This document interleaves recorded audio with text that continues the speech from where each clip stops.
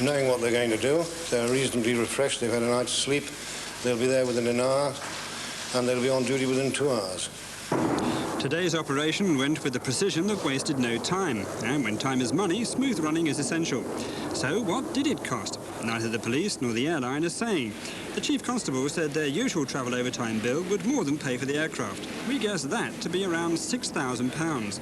In any event, the men arrived fresh and ready to keep the peace in what's now seen as the divided community of the Nottinghamshire coalfields. From Herne Airport, and according to police chiefs, meant the men arrived ready for instant picket duty on board. Flight time to the East Midlands Airport, just 56 minutes against an 8-hour coach journey.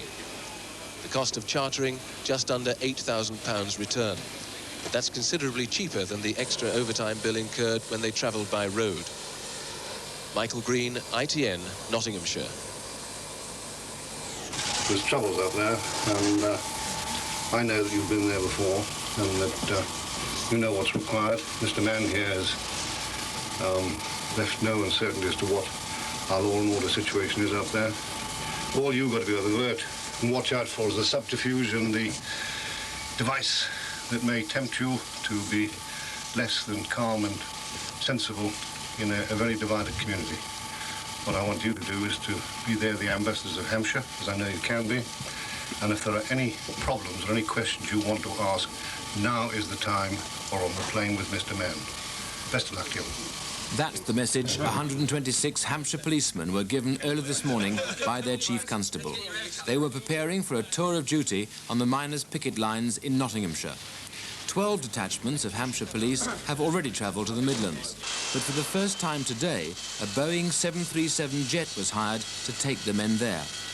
The charter, a one-way flight to East Midlands Airport, cost £3,500. But with the men's overtime costing up to £10 an hour, the considerably shortened journey by air is likely to prove less expensive than the long journey by coach. In addition to the saving in real financial terms, the men are more fit for duty after a flight rather than a tedious coach journey starting at 1 o'clock in the morning. Hampshire Police have been helping out the Midlands forces for 8 weeks now, tackling duties which are unfamiliar in their own home county.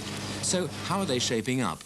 Well, we see ourselves as working men, dealing with working men, and we enjoy it very much. What about the miners themselves? Well, they are a fantastic group of people to deal with, absolutely fantastic. And I don't think we've ever worked with a nicer group of people, and we get on very well with them. John Duke, the Chief Constable of Hampshire, makes it his business to be on the spot when his men are leaving the county for arduous duty in other parts of the country. In this particular case, he knows exactly what his men are going to. For 6 years, John Duke was down the mines himself in Durham. He stopped being a miner to join the police service. So what are his thoughts of the policeman's role in the present mining dispute?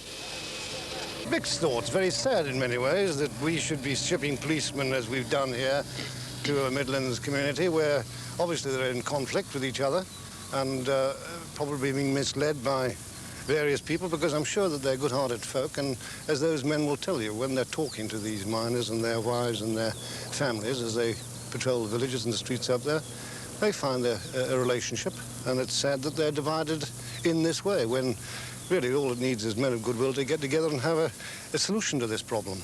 You must have a special sympathy, though, with your experience of 6 years as a miner, a special sympathy with all the parties involved.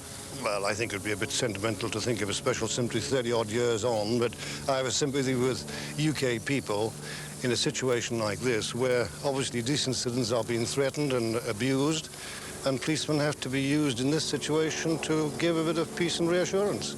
How far do you think the police have been drawn into this from a political point of view, rather than just from a law and order point of view? As far as I'm aware, from no political point of view at all. It's a pure law and order. I'm asked by a colleague in Nottingham to help him out. If I had to ask him for the same aid, I know I'd get it. So that it's a purely law and order, peaceful, reassuring presence they're going up there. Nothing to do with politics as far as we're concerned. On landing, the detachment of Hampshire Police immediately joined forces with their own colleagues who are already on duty in Nottinghamshire, and they were later to join other forces dealing with the thousands of pickets outside the Harworth colliery near Workshops. Busing police from Hampshire to the Nottinghamshire coalfields over the last 2 months has been an expensive and tiresome business. It's 6 hours by road, but only 20 minutes by jet. With rest periods, the road trip would eat up a whole working shift. By The plane... riot-torn Handsworth area of Birmingham. They've been called in to help by the West Midlands police force, whose officers have been at full stretch since the trouble started. The Hampshire policemen were brought in at short notice from all over the county. But their stay in Birmingham will be short-lived. They'll be on the streets for only 12 hours before flying back early tomorrow morning.